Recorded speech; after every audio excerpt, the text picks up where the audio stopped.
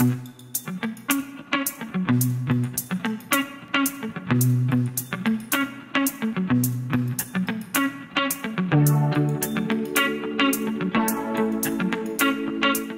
travaillais mon saxophone comme le matin habituellement, je travaillais mon son essentiellement. Ça a été très difficile parce que moi, si je ne fais pas de concert régulièrement, le moral ne va pas très bien. Il a fallu réajuster pas mal de choses. J'ai approfondi un peu la méditation.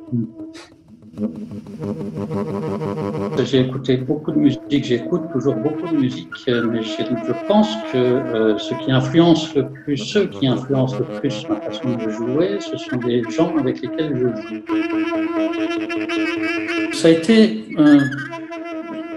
j'ai d'abord eu un état de sidération où j'ai rien pu faire du tout. Il faut dire que c'était assez particulier parce que habituellement je partage ma vie entre Marseille et Berlin.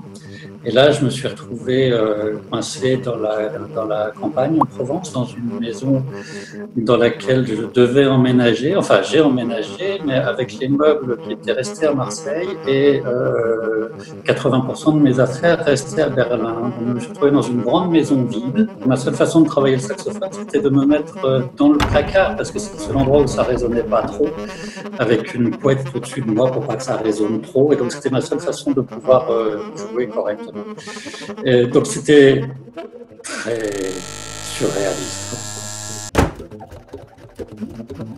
Le confinement a mis en évidence quelque chose que je savais déjà forcément, mais qui est vraiment apparu très clairement pour moi. Jouer en public, c'est absolument indispensable au contact des gens, avec les gens en face qui sont dans la même vibration, dans le même moment, dans le même endroit. Le public me nourrit quand je joue et si je n'ai pas ce retour d'énergie, c'est vraiment complètement autre chose. Ça s'appelle un travail de studio et c'est un autre travail. Ce que je trouve très intéressant, c'est justement, je parlais tout à l'heure du rapport au public, du rapport d'énergie. Les élèves renvoient une énergie tout à fait particulière parce qu'ils ont leur référence, ils ont leur façon d'écouter.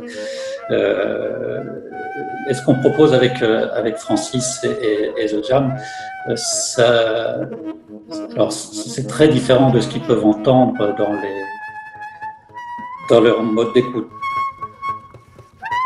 Total soutien à Charlie Jazz, forcément. Quelque chose de remarquable. Chaque fois que j'ai joué à Charlie Jazz, c'était complet.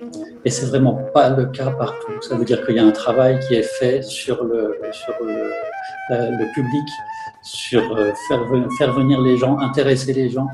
Et la plupart des gens que je rencontre au concert à Charlie Jazz me disent « moi, de toute façon, je viens, je sais que ce sera bien. » Et ça, c'est vraiment une très grande qualité de Charlie Jazz, c'est d'avoir fidélisé un public qui a confiance en la programmation et qui est prêt, du coup, à découvrir des choses qui seraient peut-être un peu moins programmées ailleurs. À bientôt, Charlie Free.